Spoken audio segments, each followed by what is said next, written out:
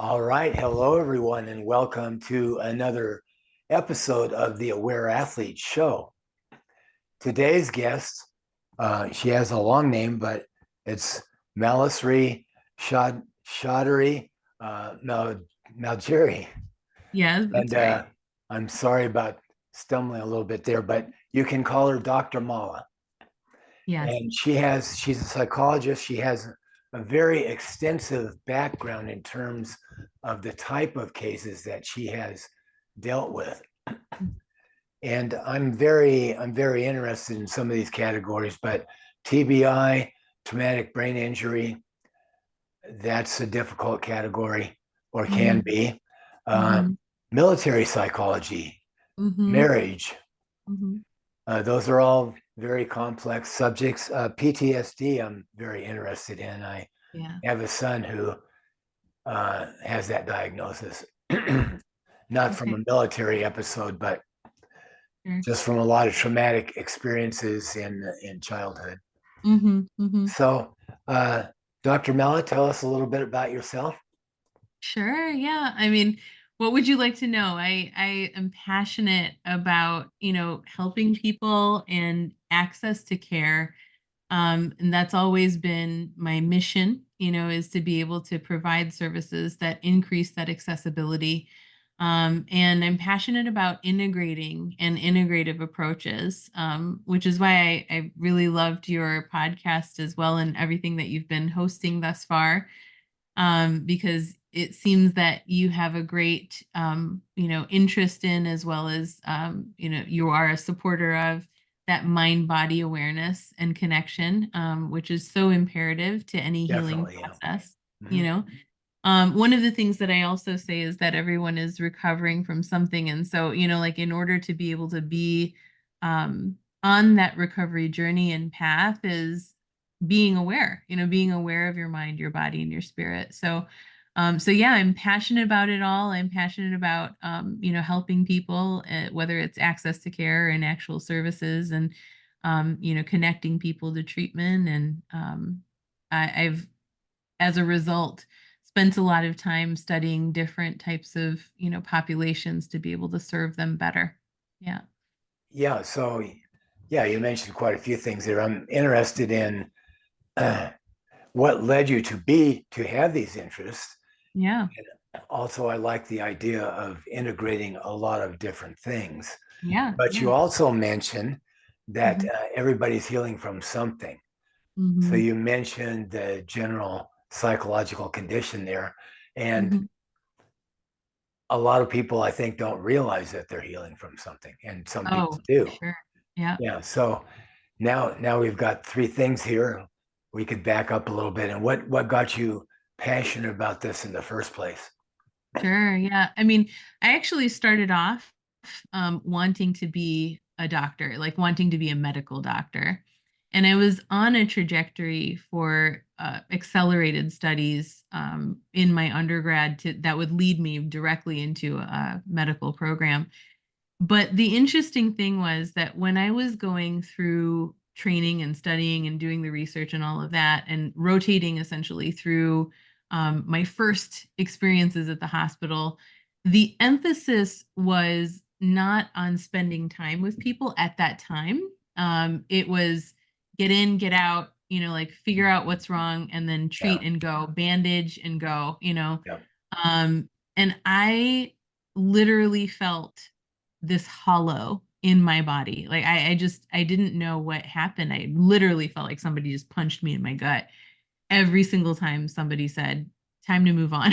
You got to move to the next room."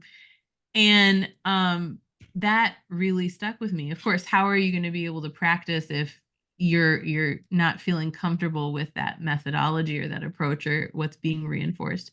So I felt lost for a minute, because all I wanted to do was treat people, work with people medically, and, help people that way, heal people. So then I stumbled upon a biopsychology class. And at the time, it was not a very well known field or area of study. So Mhm. much so that even when I took it to my parents, they're like, "What is that? What are you going to be able to do with Mhm. that?" Yeah. But when I found it and I took the intro class and I felt like I was in heaven. It was the best thing ever. And I started to research, okay, what can I do with this? I can teach, I can, go into practicing, I can do so many different things with this. It's very diverse. And I was like, that's it. And that's exactly what I told my parents. And they're like, oh, okay, you're fine. They were concerned. They wanted to make sure I was going to be able to make a living. So yeah, Yeah. no, I took that, and the beautiful part, of course, about biopsychology is that it was the introduction to understanding how your mind and your body and essentially your spirit are connected. And implementing that approach into practice was then going to be the next step. So once I got past that introduction, I was like, oh my God, you're telling me I get to connect with people, I get to talk to people, I get to listen to people, Yeah. this is exactly it. And so I found my groove. And arguably I had, the makings of it happening earlier in my, in throughout my development, because I kind of was always the person that people came to talk to. So there were little seeds that were being planted early on throughout my developmental period that I think for sure lent itself to the field. So yeah, that's how I stumbled upon it. And one thing led to another. I went from biopsych to marriage and family, and marriage and family to doing more of a clinical and counseling focus. And the beautiful part with that was, while I was getting educated through all of those, I just found the different specialties and focused on the different populations to study and hone in on the knowledge related to those populations. So I just rolled with it. Oh, Yeah. Yeah. okay. So that's beautiful because Thank you. not you discovered that by doing, and then by noticing what you were doing and how Hmm. that was working for you. Yeah. Yeah. Yeah. Um, so you mentioned integrative approaches, and with all those different disciplines, it's maybe no wonder you might welcome that. But somebody that is kind of a colleague of mine recently said, she said, you can't heal by any one method. Well, I Hmm. think that's a good point. Yeah. Uh, Yeah. but if there were a general method, I think it's what you've done there. It's the general method of awareness and observation. Hmm. But but yeah, that biopsychology, that's very interesting. It certainly goes along with the term neuroplasticity, For and sure. with yeah, and with the fact that all of our knowledge isn't in our head. Yeah. Yeah. No, I mean, the really amazing thing to see, I always say this too. You go through school, the high school courses and everything, and you're sitting through the boring math classes or what have you. And yes, it's applicable, but you always, scoff at the teacher who's sitting there and saying, you're going to use this in every single day of your life. And it's the Yeah, calc class, and you're just like toiling over that equation, and you're thinking, how and when am I going to use this? Right. The really cool part about psychology is that you're literally using it every day. You're living it every day. yeah, So, when you're looking at biopsychosocial connections and understanding your own biopsychosocial makeup and approach to, analyzing things and feeling things and all of the things, right? You are literally using it and applying it every day. So, what I also love about this field is that we can actually say that, that you will be yes, using it every yeah, day and of it your makes a life. little bit more sense to you Yeah, than yeah. some of the other. Advanced calculus, yeah. Yeah, yeah, you don't use that in a direct way No, every not in a day. direct Maybe way. some of the things you learned along the way there. Right, right, right. Um, so, how do you move so easily from one discipline to another in terms of the populations that you help?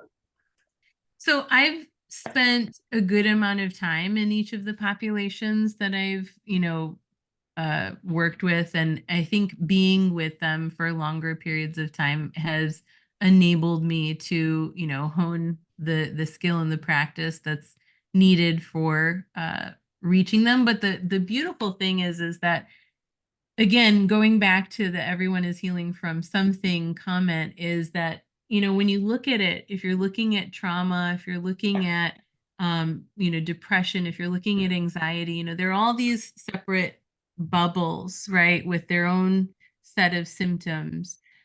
Similarly, if you're looking at populations, there's the military population, the TVI population, there's the day-to-day population, whatever.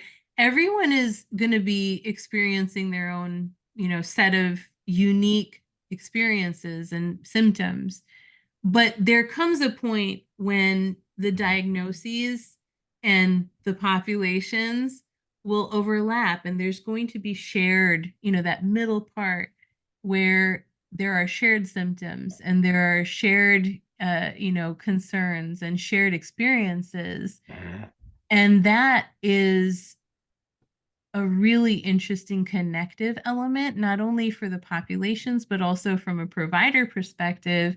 It gives us the ability to say, okay, wait a second, like, we know that everyone is recovering from something. So, how can we best approach that while addressing the unique calls based on population, based on symptomology, based on one's own unique experiences, Mhm. right? So I always operate from that approach of thinking about not only how we're similar, but also what the unique differences are that may speak to that person to be able to create that treatment plan. And when I teach, that's also what I teach students, is that it's very important to be aware of essentially those circles where they overlap, what's shared, what's different, and then being able to address each of the categories of life accordingly. Okay, so two things that are really important to me right now. Mm-hmm. Um, Self-love and self-agency, which are really the same thing. Mm-hmm. Mm-hmm. And so would you say that is central to the human condition and and central to what you see in everybody that you those issues are? Yeah. I mean, self-love, connection with oneself, Hmm. awareness Yeah, of oneself. It's 100% essential. right. And more often than not, no matter what you're experiencing, there might be a disconnect going on Mm. from oneself, right? It's usually when we start to feel other symptoms taking over that we start to potentially lose sight of, our relationships with ourselves, which is the arguably the relationship that matters the most. Yeah. Uh, in fact, all of our problems, I would say, are Mm-hmm. uh, the result of losing sight of ourselves, or they are the thing that masks. Yeah. Yeah. Um, because what is ourself? Somehow it is life. Mm-hmm. It Yeah. is the beauty of life. We are Yeah. alive, Yes. Yes. and there are so many things that distract us from that, Mm-hmm. or tell us that that's not the true story. Mm-hmm. Could you comment a little bit more on that, or? Sure, sure. I mean, experiences alone, whether you're in the battlefield, or you're a provider in an ER, or Mhm. you're a pilot flying around the world nonstop, or you're an educator and, you're putting in your own resources to be able to pass along information and educate and, feeling that grind. Basically, like, all of those professions, all of the professions, take us to this point where we're grinding so much. We're getting stuck and pulled into and stuck into what is the daily grind, so much so that oftentimes survival takes over, that mindset of survival takes over. It has to take over Mhm. in order for us to be able to keep doing. And when you put yourself in that mode of just having to survive, right? Well, now we're not listening to what is going on in here. In here, we're just doing, right? So there's a disconnect that's where that disconnect starts to happen, arguably. Could be one of the places, could be other places as well, but that is a very easy one, to kind of pin down and say, wait a second, hold on. Where are you connecting with yourself on a day-to-day basis? What does that look like? Right? Yeah. So if you were, yeah, okay. So essentially, that's what we're doing, is helping people connect with themselves and Mhm. find the resources that just happen to be there as a human Mhm. being, Yes. Yeah. there and all around us. Mhm. Um, Yeah. Yeah. so it is said that most everybody is suffering Mhm. because, you know, I lost my wife last year, and she said that cancer was a gift, and it Yeah. was. And I could go into that. And I've heard stories of Vietnam vets, and I just recently heard one the other day, and I've never heard a Vietnam vet say this before. They probably have, but I haven't heard it. Mhm. He was in an 8x8 cell, Mhm. an 8x8 cell for 6 years. Yeah. Yeah. And when he got back, he said, that's the best thing that ever happened to me, because it taught me to live with life as it Right. is Yeah. instead of how I want it to be. Sure. And how profound. Very profound. I'm so sorry for your loss as well. Thank you. In a very real way, she's still right Yeah, beside me. I believe that. Yeah. Yeah. Hmm. Uh, I just have to fix my own meals. Yeah. But that's all right. Uh, so tell me about the things you run into in marriage counseling, because that is not only a complicated issue with one person, but with two, and that adds an infinite amount of interest to it, doesn't it? Yeah. Yeah. Well, interestingly enough, even when it comes to marriage and relationships, relationships of any kind, again, we come back to that starting point of the relationship that you have with yourself. Mm, Because if you're not able right. to be connected to yourself, then how are you going to connect to anybody else? Whether it's Yes. a spouse, a significant other, a coworker, that you're trying to work with at a business level, whatever. You have to have that grounding element and connection with yourself to be able to be in any other relationship. If you're not happy with yourself, you Yeah. will never be happy expecting somebody else to provide happiness for you. Oh, right, right. And Yeah. expectations, another little monkey there, like one of the things that I really, really love to encourage is taking expectation out of the equation, right? Right. Because when you set up with any relationship with expectations, you're setting yourself up for potential disappointment really quick. And so we want to be very careful with expectations. So I call it the expectations monkey. Oh, yeah, the monkey. Yeah. Yeah. Yeah. Expectations monkey. It's a tricky little thing. Yeah. You know what I found though? Uh, all relationships are imperfect. Mm-hmm. And Mm-hmm. especially when you get married young, as I did, you don't know anything, and you don't even realize how selfish and reactive you are as a human being. Sure. And so I think not only commitment, but the idea of personal growth and truth is Yeah. important. But Right. if you have some of those things, when Mm-hmm. you look back on this imperfect thing that did have its conflicts, it worked out because it's somehow a beautiful thing. It Oh, worked yeah. out better than it should have. Right. And Right. in other words, there's a beauty in it that has nothing to do with the people that are in it if they can discover that. Right. Oh, such a beautiful thing that you just said there. Yeah. Absolutely. Yeah. Absolutely. It has Yeah. a beauty in itself. If you don't mask the whole thing, and Yeah. you know, No, it's so true. I you think, don't you get know, in the way. Yeah. Right. Like what people come into marriage or relationships and they have, again, expectation like, oh, we've made this commitment. Now we're going to, be running through the field of daisies together. And, it's going to be one thing after another, whatever those aspirations are. And that's that. But Yeah. what people don't account for often is the fact that we as humans are always evolving, whether it's at a biological level, an emotional level, what have you. Yeah. I mean, I'm not the same person that I was when I walked in this room, just from the basic biological standpoint of it. My cells are always changing, right? Mhm. Yeah. So um it's not fair to think that, we're going to be the same person the entire marriage. We're I going hope to, not. Yeah. right, right.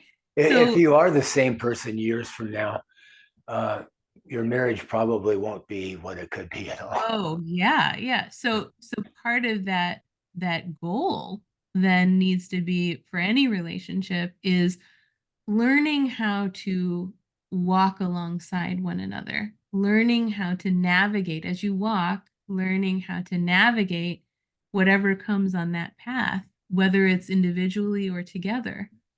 So, what makes a relationship stronger is how you strategize that navigation process, how you strategize learning about each other consistently, right? Throughout the relationship. Exactly. Yeah. And how do you walk the line between this wonderful uh, thing of being together, and my wife and I did so much together, Mm-hmm. and really allowing that person to be themselves? Oh, yeah. Yeah. Yeah. I mean, that's a great question. I think that is an answer that is unique to every couple. And again, Mhm.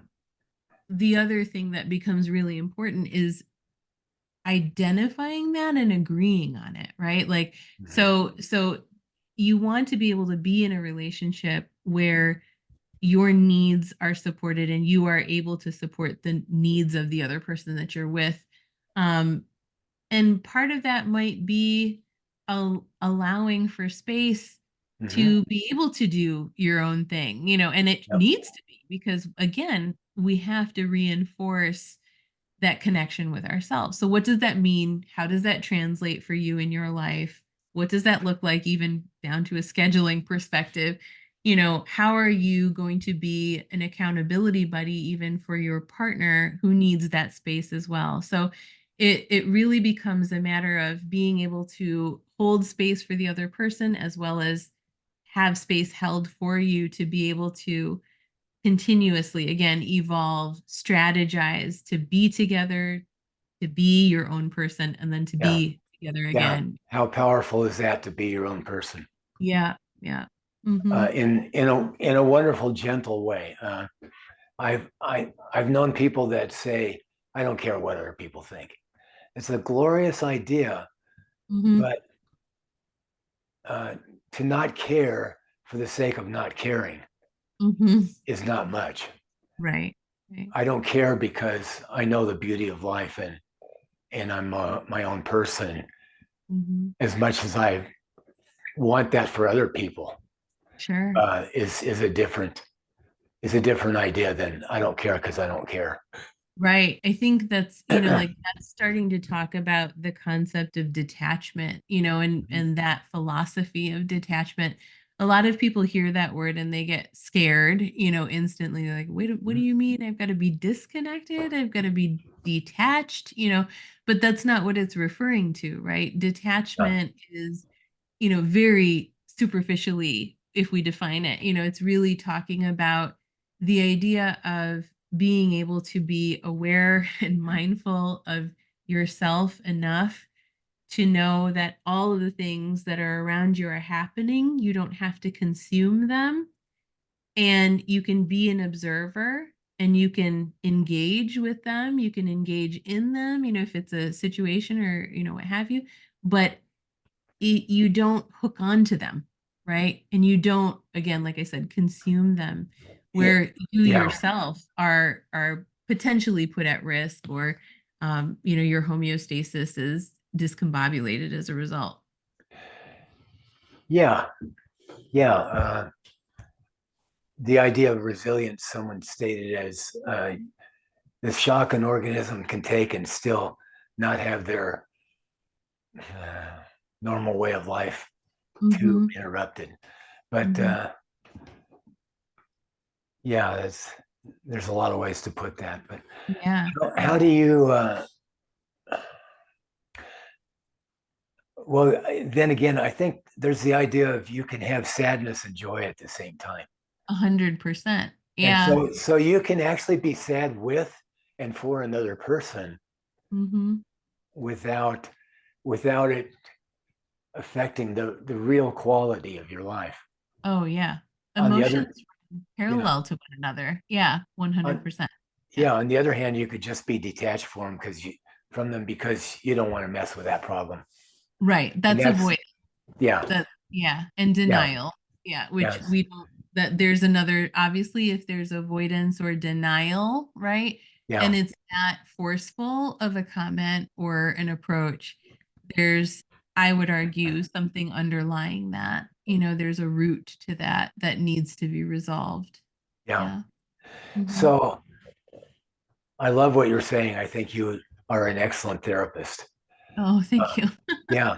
What do you do when a couple comes in and they're just sure that all their problems are because they both are because the other one doesn't listen to them, which has Oh, a those are, certain amount of validity. But yeah. how do you get them to the point of where listen to yourself? Yeah. Well, the biggest one of the things that I say also is that, usually when you're in a relationship, if you find yourself getting louder, right, or repeating something over and over again, that usually means you're not feeling heard. Yeah, And for the other person who's on the receiving end of that, that's what you want to remember is that if the volume is starting to go up and if, there's repeated, commentary, then that means that person is not feeling heard. So there's a stop action. It's kind of like taking something that's on the stove and taking it off the burner, or, if you're cooking an item on the stove and you turn the heat off, it's still cooking, but if you add a cold element to it, it'll stop the cooking, it'll slow the cooking down. So, one of the things that I say for this is if you're in the heat of an argument, or if you see, hear and recognize the redundancies, whether it's yourself or in the person that you're hearing, and the volume is going up, take the situation off the burner, right? You want to stop that heat. And what does that mean? Does it mean that you're disconnecting from the conversation? No. mm, Does it mean that you're leaving it or abandoning it? No. Does it mean that you're avoiding it? No. It just means you're taking a break, right? yeah, And in taking that break, taking a couple of steps back, not only do you get to reconnect and ground with yourself again, reground with yourself again, but in breathing, right, and slowing yourself down, slowing that cooking, that heat, mhm, you'll be able to look at things a little bit more objectively, even if it's your own argument or point of view that you're trying to reinforce, articulating that even better, so that we're not here elevated, we're here and we're looking at each other eye to eye and able to converse. So putting a stop action to it, giving yourself that space to breathe, and being able to really take a moment to reconnect and ground with yourself to be able to then connect and get your point across is definitely key. yeah. Well, you're doing good work because if one person in a relationship was perfect, which should never happen, Oh yeah, but no. it still takes the other person. And yeah, I suppose if somebody was perfect, it would make it easier for the other person. A perfect, What's perfect. perfection?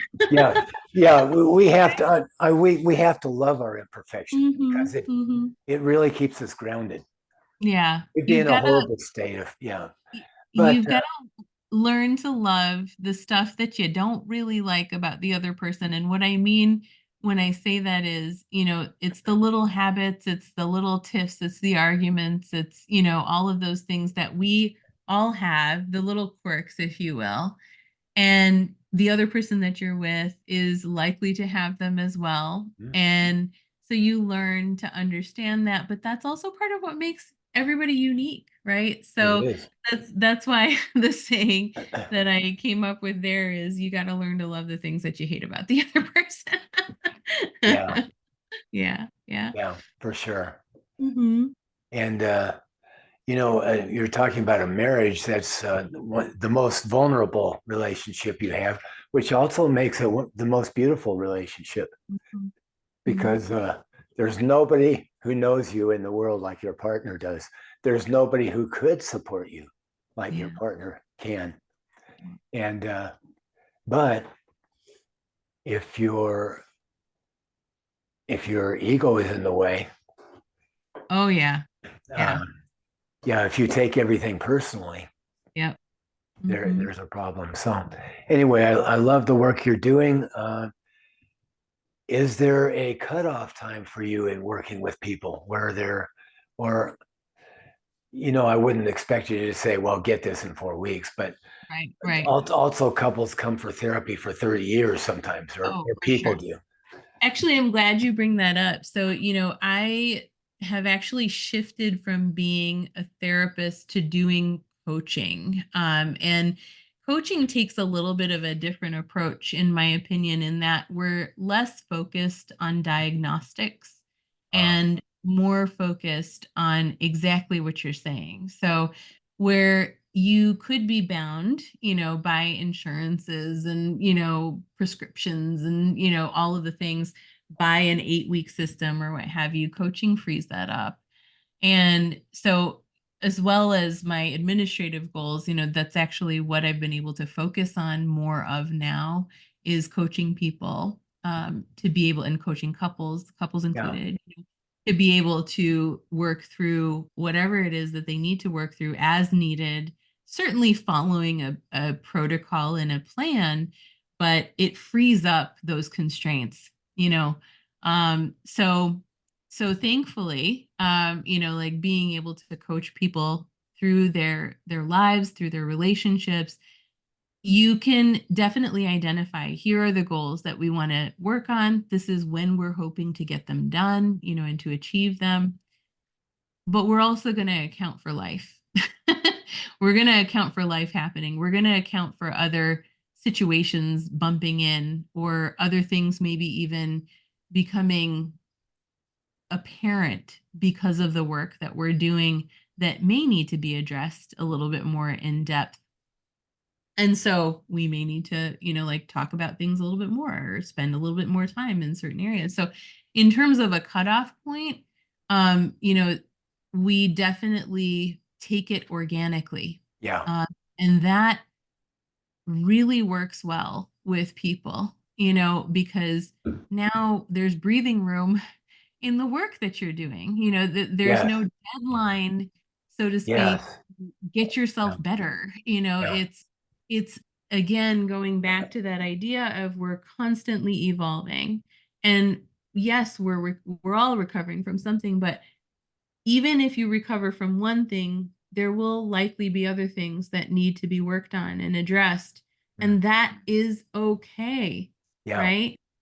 It doesn't have to be a one and done situation, right? It doesn't have to be oh well, I addressed, the symptomology and now that's checked off. So I should be better, right? Like that's not how that works, right? yeah, So being able to be vigilant to that for yourselves and giving yourself the grace to heal on your own timeline, to process on your own timeline is also extremely important. So I like to be organic with the people that I work with, and that I also like to consult with, so that it gives them the space to be able to um, make their own timeline, you know?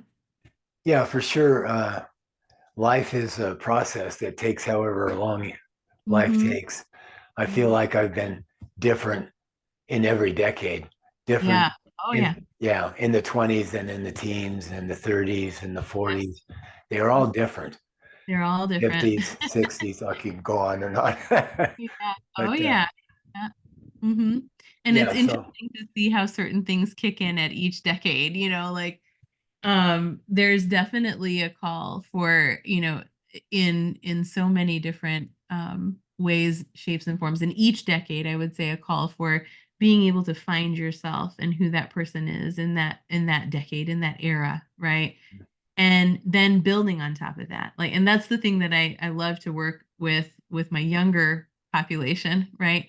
Is that, listen, you're going to keep building on this person that you are, right now, and that is an amazing journey. So let's embrace it. what Yeah, what do you want it to look like? Where do you want to go? Let's identify that and let's plan for it. Let's put our aspirations out there.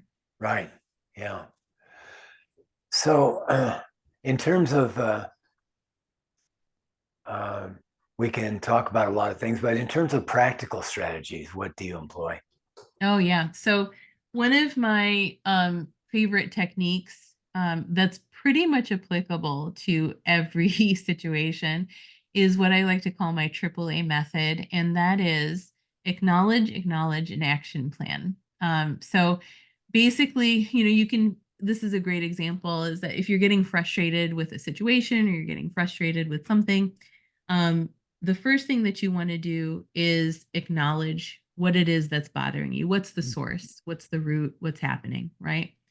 Then, so that's the first A. Then the second A is acknowledging what it is that you're actually wanting to bring to yourself. Right. So essentially, you're able to see, like, well, this is what I want, but this is where I'm at and I'm frustrated because of it. Right. That's why that frustration is typically occurring. So Mhm. then you say, okay, I've acknowledged what I want. Now I'm going to visualize it and kind of think about what that actually looks like for me in my life. And then I'm going to go to the third A, which is action planning. And so a lot of people will get to that action planning phase and they'll be like, oh my goodness, like, this is a lot. There's a lot of things to do. This is the pie in the sky. Like, how do I get there? Easy answer. You ask yourself the question, what do I have to do today to work towards that long term goal? Right. So you take that long term goal and you action plan towards it, breaking it down to the smallest piece, which is the actionable item that you can do today. And maybe it won't be, maybe it'll be a one and done. Maybe it'll be more of a long term goal. Maybe it'll be a medium term goal, but whatever it is, you want to give yourself the time and the space to be able to say, okay, what do I have to do here and now? Let's get that done first. And then let's solidify what I've got to do the next few days and then just keep plugging along with it. And every single time you have that negative narrative that shows up in your mind, then you say, wait a second, okay, what's my AAA? What is it that's bothering me? What is it that I'm seeking? What do I want? And how am I going to action plan for it? So acknowledge, acknowledge, action plan. Okay, that was acknowledge and what an action plan was the third one. Acknowledge, Say that. acknowledge, and action plan. So you acknowledge what's bothering you. Mhm. Yeah. You acknowledge what it is that you're wanting to bring to your life, right? Okay, acknowledge, acknowledge. Okay. Yes, Yeah, yep, that's why I yep, wasn't, I thought there's got yeah. to be two different words with the same word. No, no, it's two Okay. acknowledges. And then you action plan. Yeah. Okay, good. Mhm, mhm. Any other uh, practical strategies or techniques that you use? Well, I got a ton. It depends on the situation. I think the other thing that I really like to reinforce is consistency with scheduling for yourself, right? It's consistency with the connection to yourself, Mhm. giving yourself at least 10 to 30 minutes minimally to debrief from your day, to give yourself time to emotionally process whatever that might look like for you, and really give yourself time to connect from not just an emotional processing standpoint, but also listening to your body, listening to your mind, Yeah. listening to your spirit. So, whatever that 10 to 30-minute time period is, being consistent with that every day first is key. Then what you do in it, right, is up to you. If you want to be consistent with that, or if you want to be more organic with that, where you're like, you know what, today I just feel like I want to get some sunlight and I need to go for a walk, and you get that fresh air, do that. Yeah. If you're a journaling person, then you usually journal, but today you still want to get out and utilize that fresh air. You know what? Voice journal, you know? So I always believe in being able to listen to what the mind, body, and spirit needs. But what it boils down to is being consistent with giving yourself that time to begin with. Any other insights on how you work with the body? Oh, yeah.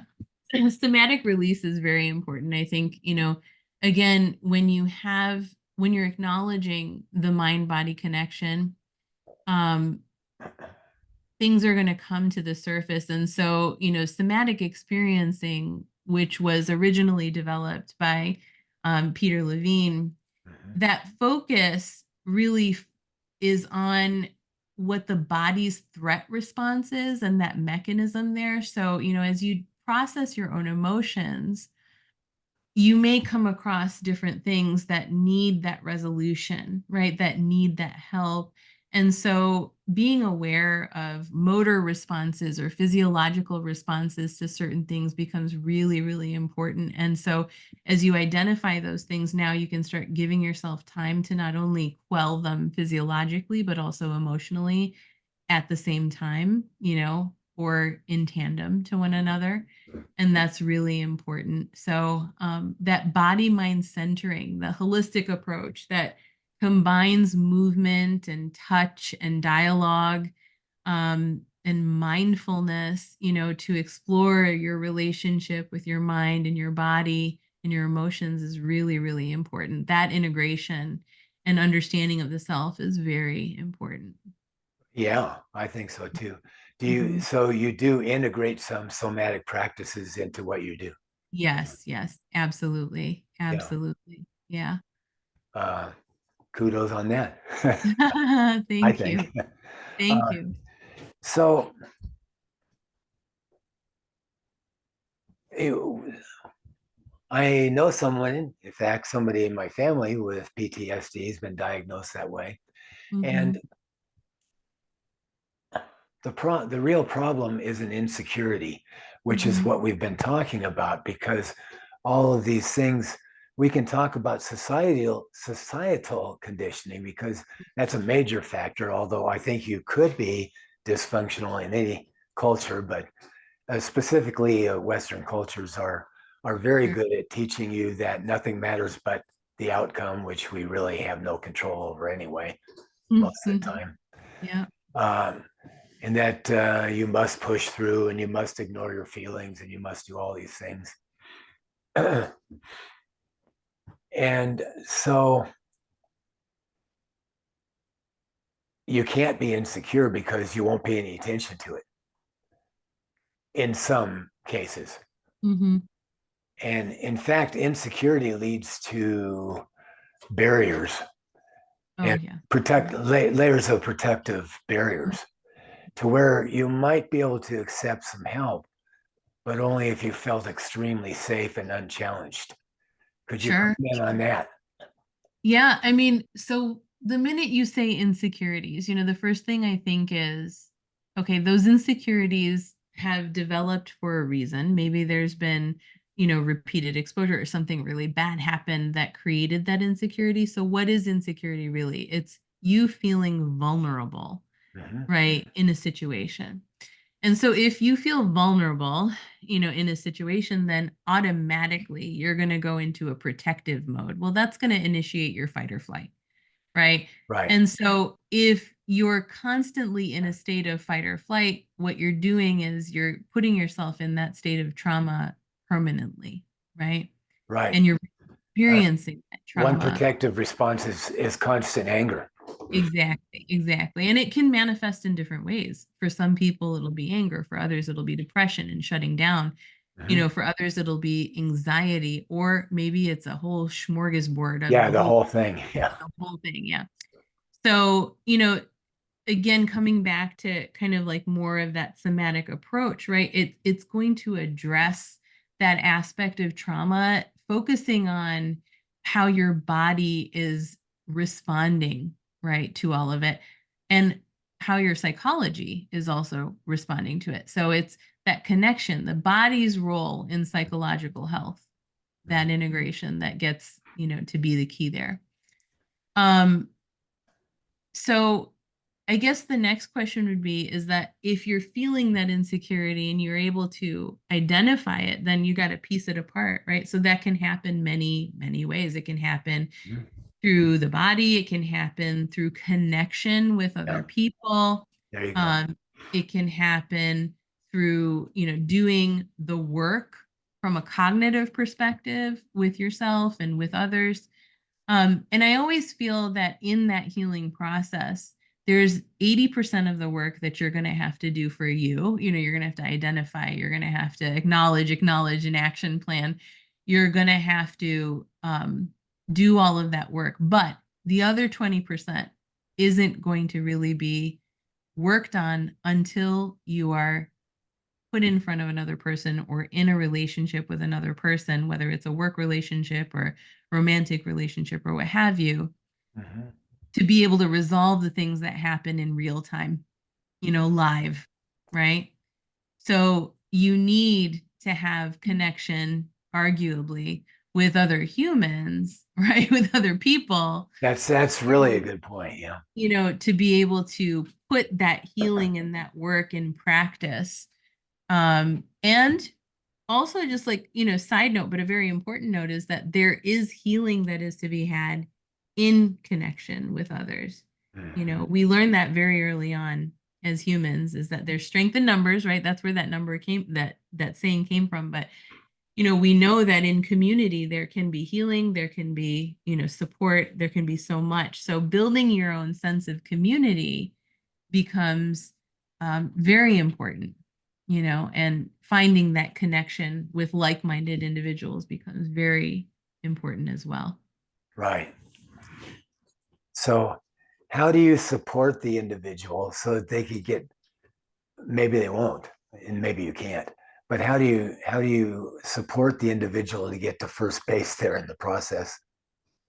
Sure. Yeah. I mean, really being able to start them on that journey, their individual journey again, to connect with themselves is important. And then everyone will come to, well, I'll say everyone with an asterisk by it, but most people will come to a point where they're ready or they're wanting to apply that in real life or in life outside of the bubble, so to speak, this little nucleus that we all, have around us that's just consisting of us. So there will be a time and place. It'll be either you have to go out and you got to work, or even if it's a virtual situation, or maybe you're just missing having friends or expanding your network of friends, or maybe you feel you need the support for what you're experiencing right now, whether it's PTSD or depression, or you're recovering from physiological disease or condition, right? So support is extremely important. We talk about this in the addictions field as well, as that you know there is healing to be had with a community of people that are knowing what you're going through and experienced it. They've experienced it, and they can give you that peer support. So connections with others can definitely be healing, and I think is a very important part, and it makes up that 20%. Yeah. Yeah. So, could you tell us what is your own experience with loving yourself more? Nobody Oh, does it perfectly, I don't think. no, oh my goodness. And I'm definitely culpable. I think, one thing that I have found myself doing from a very early age is sacrificing my own self-care, that, that time, what I prescribe, essentially that time for yourself, um, to be able to reground and connect with yourself and know that, okay, this is my base. This is my base camp. I can operate if I have this time and move from there. And I've sacrificed that, whether it's because of school, or because I have to grade all the papers and, be the professor, or whether it's, me being on call because I've been on call and in those therapeutic situations where I have had to be on call, or now even as a coach, and administrator, being in a position where you just want to make that access to care easier for people, right? It's easy to find excuses to sacrifice Yeah. your own time, right? That's the first Yeah. thing that usually goes. But the reminder, and I do remind myself of this as well, is that if you don't give yourself that time back, then you're not going to be able to be available to serve your purpose and to live that action plan out the way you want to in an Yeah. effective way, you know. So I have personally made a vow and pledge to myself that every day I will sit down to meditate for at least 10 minutes. And that's the bare minimum. And, that was my lesson that I learned for sure throughout the years. Now, ideally it'll be more than 10 minutes, but for me, that's the time. It's 10 minutes. Yeah. And meditation could mean a lot of things. And for Mhm. you, it means your refreshment somehow, your Yes. connection with yourself. Yeah. Yes. Yes. In however many words you'd want to put that. But Mhm. um, I love that. And Thank you. because then you can serve people because you love to do that instead of because you feel compelled to do it. Right. Right. Yeah. Yeah. You want to make sure that it's not a chore, right? This isn't a chore. This is something that you're doing for Yep. yourself. And even if you're entering into that period where you're like, oh, I got to do this, then instead of falling into that trap of like, ugh, ask yourself, wait, what is it that I feel like I need right now? If it's not going to be sitting and doing pranayama or breathing exercises, then what is it that I need for the 10 minutes that would make me feel better, but still give me that time with me? Right. And that's where I spoke to earlier is that it's important to listen to yourself. So there might be some days where my meditation translates more so to a walk or a walking meditation, Yes. if or simply even going out for a drive, along a scenic, little drive, and being peaceful with music, things like that. Or maybe it's just listening to music, right? Yeah. And that's okay. Yeah. In my mind, if you do those things, you can take them with you into the day Mhm. rather than just Right. compartmentalizing them because you've already made it a priority. Yeah. And we know that some things demand our attention and we Hmm. have to give a certain amount of it to those things. Right. But Yeah. more and more do you find that Hmm. you can make the attention on the mundane, the things that just have to be done, Yeah. this the second priority instead of the first. Right. Right. Exactly. Exactly. That, yeah. Okay, Hmm. well, Dr. Mella, I love this conversation. Thank you so much. I appreciate what you've had to say here. Um, is there anything you would like the audience to know about where you can be contacted? And Oh, sure. Thank you. It's been wonderful talking to you, Scott, as well. I'm available on my website, drmala.net. mhm. And then I'm also on socials. My handle is at the official Dr. Mala for Instagram, as well as Twitter and TikTok and Facebook. So, yeah. Okay, and I will put those in the description here too. So, Yes. Yes. Thank all you. right. Well, again, thank you very, very much. I Thank you so appreciate much your for time. having me. It's Yeah. been an honor. Thank you.